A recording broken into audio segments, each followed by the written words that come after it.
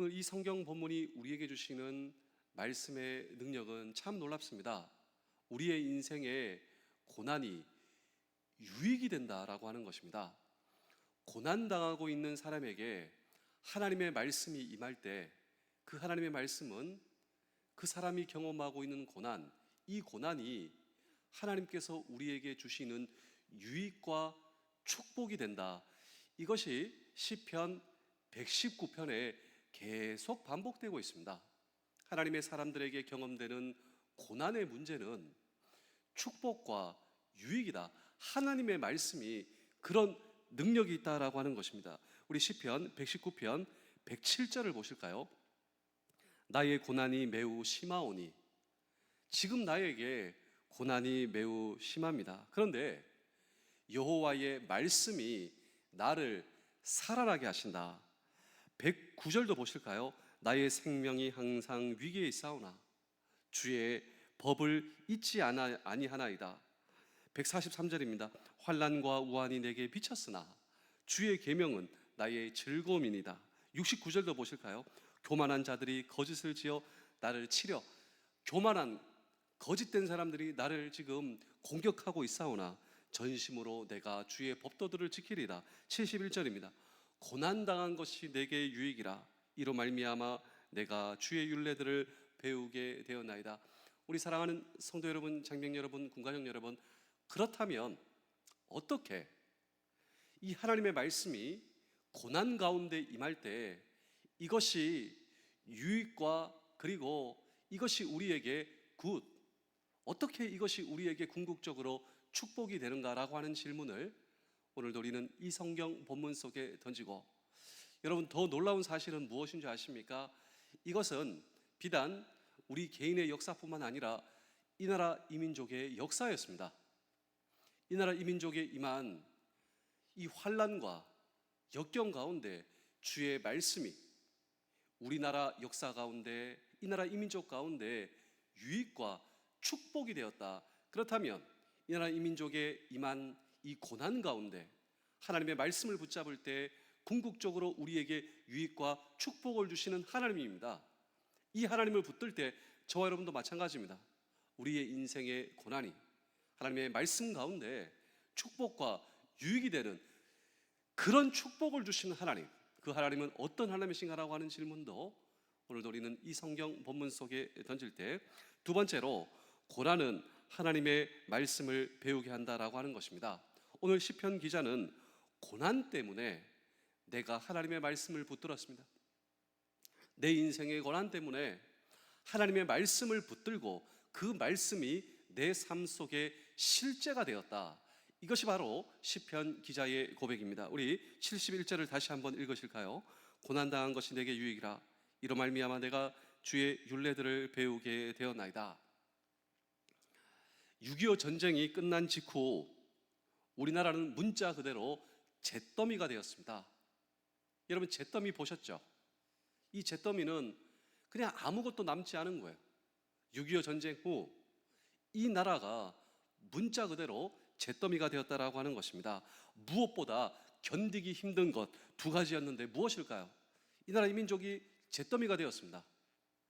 그때 우리에게 경험된 가장 힘든 것 두 가지, 그것은 바로 추위와 배고픔이었습니다. 나라가 잿더미가 되니 추위와 배고픔이 가장 견디기 힘든 두 가지였습니다. 그런데 신기한 사실은 이렇게 춥고 배고팠던 시절 우리에게는 더 커다란 배고픔이 생기게 되었습니다. 나라가 잿더미가 되고 춥고 배고팠던 시절, 이것 때문에 힘들었던 시절, 우리 안에는 더 커다란 배고픔이 신기하게 생기기 시작했는데 그것이 무엇이냐면 하나님의 말씀에 대한 영적 굶주림이었습니다. 하나님의 말씀에 대한 영적 굶주림이 더 큰 배고픔과 굶주림으로 우리 안에 신기하게 새롭게 생기기 시작했다. 이 배고픔을 가지고 교회로 사람들이 몰려들기 시작했습니다. 울며 하나님께 기도하며, 그리고 하나님의 말씀을 붙들며 얼마나 이 말씀이 꿀송이보다 더 단지 하나님의 말씀을 붙들고 울며 기도를 했는데요, 우리 자신에게 미래가 없어도 괜찮습니다. 그러나 하나님, 우리의 자녀들의 미래만은 하나님께서 붙들어 주시고, 우리에게는 미래가 없어도 주님 괜찮습니다. 우리 자녀들의 미래만은 우리 하나님께서 보장해 주시옵소서. 울며 기도하며 말씀을 사모했습니다. 그리고 여름 성경 학교가 되면 너무 많이 아이들이 교회에 몰려들었습니다. 그때 가장 큰 자랑거리가 뭔지 아십니까? 지금 우리의 자랑거리는 무엇인가요? 그런데 그때 당시 사람들의 가장 큰 자랑거리가 있다면 나는 성경을 몇 번 읽었다라고 하는 것이죠. 나는 성경을 몇 번 읽었다. 정말 이것이 자랑거리였습니다. 성경 통독에 대한 갈망을 가지고 있었다라고 하는 것이죠. 춥고 배고팠던 시절, 우리 안에 하나님의 말씀에 대한 갈급함으로 성경 통독에 대한 갈망을 가지고 있었습니다. 하나님의 말씀을 향한 굶주림을 채우기 시작하였다.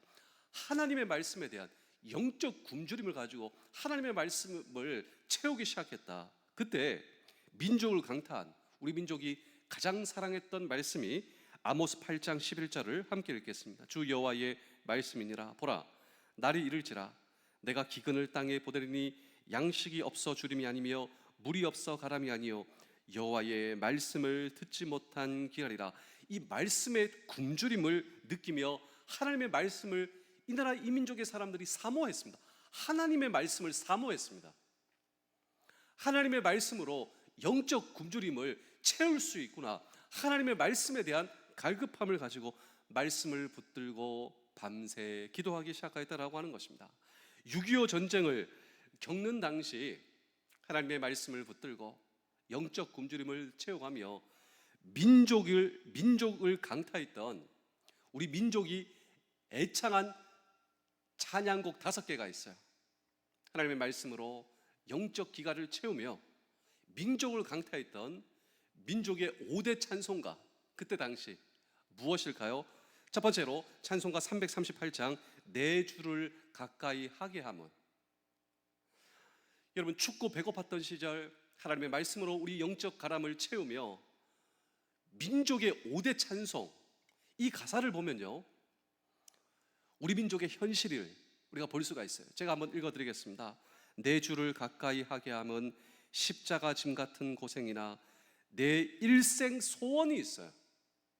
내 일생 소원이 무엇이냐면 늘 찬송하며 내가 주께 더 다가가기 원합니다. 내 일생 소원이 주께 더 가까이 가기를 원합니다. 민족의 5대 찬송 가운데 두 번째, 찬송가 280장 천부여 의지없소서. 천부여 의지없소서. 전쟁 가운데 모든 것이 폐허가 되고 잿더미가 되니 나 의지할 것 하나 없습니다. 그래서 하나님만 의지합니다. 내 백그라운드 아무것도 없습니다. 그래서 하나님께서 나의 백그라운드이십니다. 나 하나님밖에 의지할 것 없습니다. 하나님께서 나의 아버지이십니다. 그래서 손 들고 옵니다. 주 나를 외면하시면 나 갈 데 없습니다. 주님께서 나 외면하시면 나 갈 데 없습니다. 내 죄를 씻기 위하여 피 흘려주신 주님, 회개하는 마음으로 주 앞에 옵니다. 이것이 민족의 5대 찬송가예요. 세 번째, 찬송가 491장 저 높은 곳을 향하여 날마다 나아갑니다. 내 뜻과 정성 모아서 날마다 기도합니다. 내 주여 내 마음 붙드사 그곳 있게 하소서. 그곳은 빛과 사랑이 언제나 천국 소망, 부활 소망을 붙드는 저 높은 곳을 바라보는 거예요. 저 높은 곳을 바라보는 이 나라 이 민족의 백성, 민족의 5대 찬송. 네 번째는 찬송가 200장 달고 오묘한 그 말씀, 생명의 말씀. 춥고 배고파 그 시절 우리 안에 터가란 이 굶주림은 말씀에, 이 말씀을 보니 얼마나 달고 오묘한지. 그 말씀은 생명의 말씀이에요. 귀한 그 말씀 진실로 생명의 말씀이 나의 길과 믿음 밝히 보여주니 아름답고 귀한 말씀 생명샘이로다. 여러분, 정말 이 말씀이 저와 여러분들의 인생 가운데 길과 진리를 밝혀주시는 생명의 말씀이다라고 하는 사실을 여러분 굳게 붙드시기를 바랍니다. 이 말씀이 우리의 인생의 고난을 유익으로 만든다. 여러분 정말 실감되지 않습니까? 이 나라 이 민족의 역사가 언제 여기까지 오게 되었는가? 그렇습니다. 하나님의 말씀을 생명의 말씀으로 받을 때 이 민족의 경험된 고난이 하나님께서 이 하나님의 말씀은 능력이 있다. 고난 가운데 말씀을 붙들 때 이 말씀은 이 고난을 유익과 축복으로 바꾸는 이 하나님의 능력이다. 아름답고 귀한 말씀 생명샘이로다. 민족의 5대 찬송 마지막 찬송가 387장 멀리 멀리 갔더니 처량하고 고나며 슬프고도 외로워 정처 없이 다니니 예수 예수 내 주여 지금 내게 오셔서 떠나가지 마시고 길이 함께 하소서. 자, 고난 중에 우리는 하나님의 말씀을 붙들고 찬양을 부르며 한 걸음 한 걸음 주님께 더 가까이 나올 수 있었다라고 하는 것입니다. 그렇습니다. 고난은 우리로 하여금 하나님의 말씀을 배우게 하는 광야의 신학교다. 하나님의 백성들에게 경험되는 고난은 무엇인가? 하나님의 말씀을 배우게 만드는 광야의 신학교다라고 하는 것입니다. 이 좋은 책 가운데 뜻으로 본 한국 역사, 이 성서적 관점에서 본 한국 역사, 하나님의 시각으로 본 한국 역사를 쓴 함석헌 선생님의 좋은 책이 있습니다. 이 책의 한 대목을 제가 여러분께 한번 읽어드리겠습니다. 지금 우리는 고난의 시련의 골짜기를 지나면서 세계 높은 민족에게 동정을 안고 살아야만 하는 맨 끝에 서 있는 민족이 되었다. 6.25 시절 6.25 전쟁을 경험하고 우리나라는 전 세계 민족과 나라의 동정을 받아야만 하는 맨 끝의 국가, 그러니까 제일 처량한 국가, 제일 비참한 국가, 제일 연약한 국가였다. 우리는 세계의 높은 사람들의 동정과 불쌍히 여김을 받아야 하는 민족이 되었다. 그렇지 않습니까? 6.25 전쟁 후 잿더미와 폐허가 되었으니 이 민족은 전 세계 사람들의 동정을 받아야만 하는 그런 맨 끝의 민족이 되었다. 그러나 이 시련과 고난을 잘 견디기만 하면 창조주 하나님은 뒤로 돌아 앞으로 가 할 것이다. 그러면 맨 뒤에 서 있는 우리가 앞장서서 세계를 선도하게 될 것이다. 이 고난의 시절, 이 고난의 축복이 무엇인가? 하나님의 말씀이 실제가 된다는 거예요. 고난의 시절 하나님의 말씀이 이 영적 굶주림으로 하나님의 말씀이 달고 오묘한 그 말씀 생명의 말씀이로다. 하나님의 말씀은 고난을 유익과 축복으로 만드는 하나님의 능력이다. 우리는 그때 당시 이 세상, 이 세계 마장 제일 끝 꼴찌였습니다. 꼴찌. 그런데 하나님의 말씀을 붙드는 이 민족, 하나님께서 우리에게 뭐라고 말씀하셨습니까? 뒤로 돌아 앞으로 가. 그러면 이 나라 이 민족이 1등이 되는 거예요. 여러분, 선교 역사, 군선교 역사에는 이게 사실이에요. 이 나라 이 민족은 세계 모든 사람들의 동정과 이것을 받아야만 했지만 이때 우리는 하나님의 말씀을 붙잡았다. 하나님의 말씀은 능력이 있다. 민족의 5대 찬양이 있었다. 그리고 우리의 굶주림을 하나님의 말씀으로 채우는 이 나라 이 민족의 말씀의 능력이 있습니다. 고난을 유익과 축복으로 바꾸는 하나님의 능력 말이죠. 하나님께서는 이 나라 이 민족을 보시고 뒤로 돌아 앞으로 가.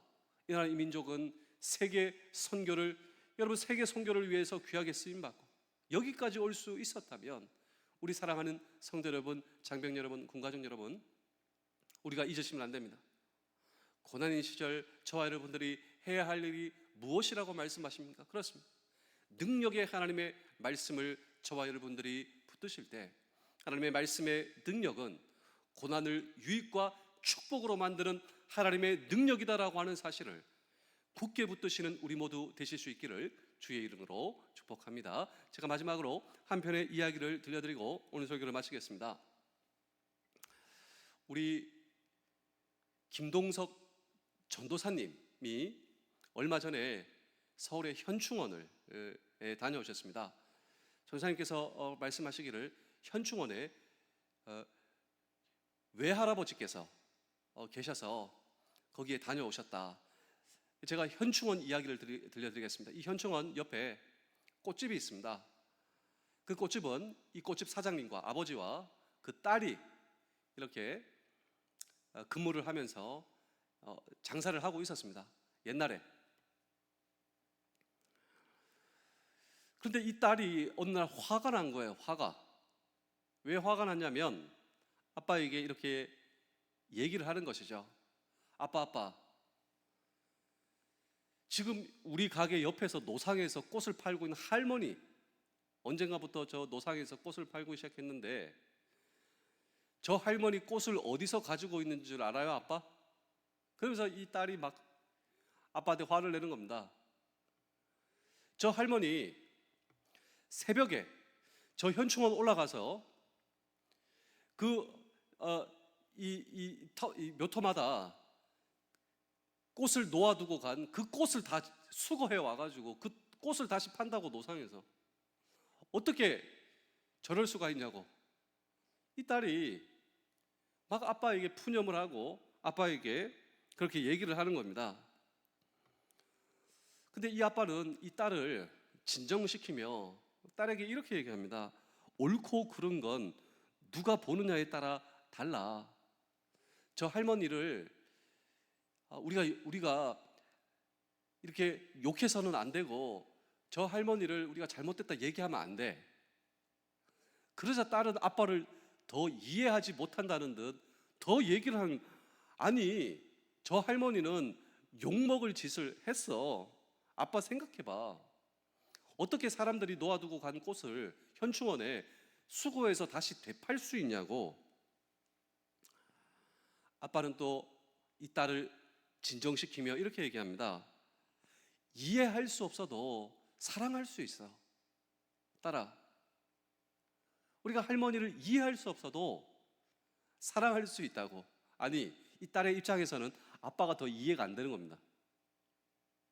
딸의 입장에서는 아빠가 이해가 안 되는 거예요. 그 다음날 이 딸이 아침에 이제 운동도 하고 산책도 한다. 새벽에 그 현충원 주위를 산책하면서 이제 현충원을 이제 보니까 누군가가 뭐 안개 이렇게 있고 뭐 사람이 이렇게 지나다니는 것 같아요. 아, 저 할머니가 아침에 오늘 팔 꽃을 저 올라가서 이제 또 수거하는구나. 저 할머니 봐야 되겠다. 살금살금 현충원으로 올라가서 그 할머니가 어떻게 꽃을 수거하는지 보려고. 그리고 내가 이제 고발해야 되겠다. 이런 생각도. 조심스럽게 다가가는데 가까이 다가가서 그 할머니의 모습이 정확하게 보이는 거기까지 간 순간 깜짝 놀랐습니다. 깜짝 놀랐어요. 충격을 받았어요. 왜 충격을 받았냐면 아침에 그 꽃을 몰래 도둑처럼 이렇게 훔쳐가고 가져가고 있는 그 사람은 할머니가 아니라 자기 아빠였습니다. 이 딸이 크게 충격을 받은 거예요. 아빠는 등만 보이겠죠. 그 꽃을 이렇게 뭐 꽃을 잡고 있는 이렇게 딸 뒤에서 딸이 불렀습니다. 아빠. 아빠도 깜짝 놀라서 뒤를 돌아보는데 딸이 있는데 네가 왜 여기 있냐고. 딸도 꽃을 이렇게 붙잡고 있는 아빠를 보면서 아빠 여기서 뭐 하냐고. 아빠 여기서 뭐 하냐고. 아빠도 딸을 보면 네가 왜 여기 있냐고. 네가 왜 여기 있냐. 아빠가 솔직하게 얘기를 합니다. 뭐라고 얘기하냐면요, 이런 얘기를 하는 것이죠. 다 봤니? 요즘 날씨가 추워서 겨울에 꽃 사가는 사람이 없잖아. 그래서 이 묘소 앞에 꽃이 없잖아. 할머니께서 며칠째 헛걸음을 하시느라 아빠가 지금 꽃을 놓아두는 거야.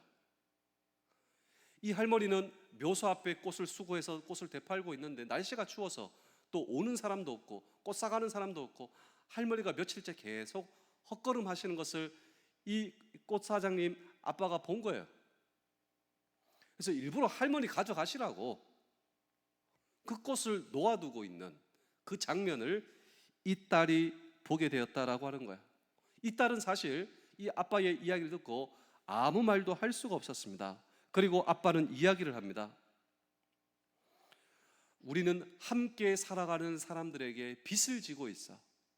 우리는 사실 잘 모르고 있지만 실제로 우리는 함께 살아가고 있는 사람들에게 빚지고 있어.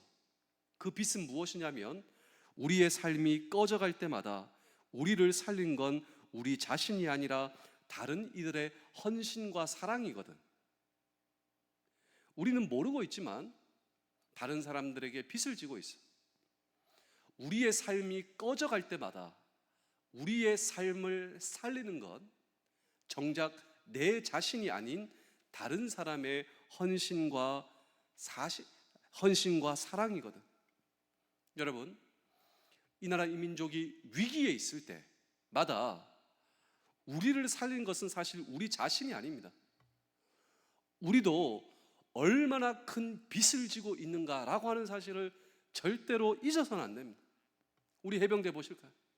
이 나라 이 민족의 여러분, 나라를 지키기 위해서 헌신한 국군 장병들, 우리는 잘 몰라요.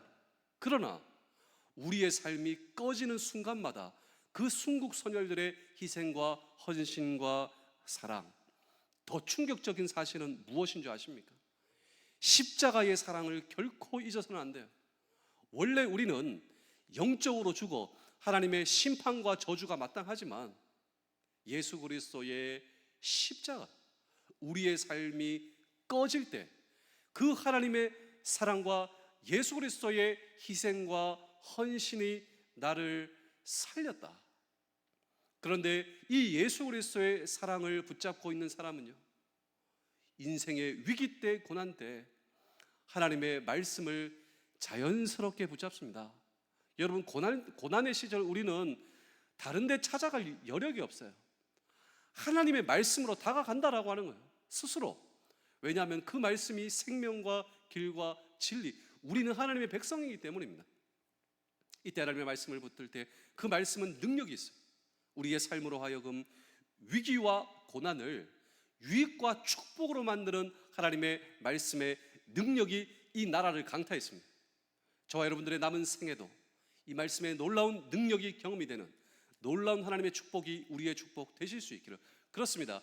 고난은 하나님의 말씀을 배우게 하는 이 놀라운 축복이 우리 모두의 축복이 되실 수 있기를 주의 이름으로 축복합니다. 기도하겠습니다. 아버지 하나님, 다시는 6.25 전쟁의 비극이 되돌아오지 않도록 이 땅, 이 백성을 불쌍히 여기시고 하나님을 경외하고 예수 그리스도를 경배하는 우리나라, 그런 나라 되게 하여 주시옵소서.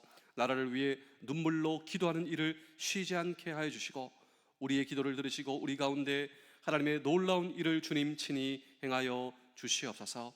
우리나라 대한민국을 위해 희생한 선배님들께서 오늘 우리에게 무엇을 원하는지를 생각하며 기도하며 말씀 붙들며 주어진 인생의 길을 걸어갈 수 있도록 주여 도와 주시옵소서. 감사드리오며 예수님의 이름으로 기도하옵나이다. 아멘.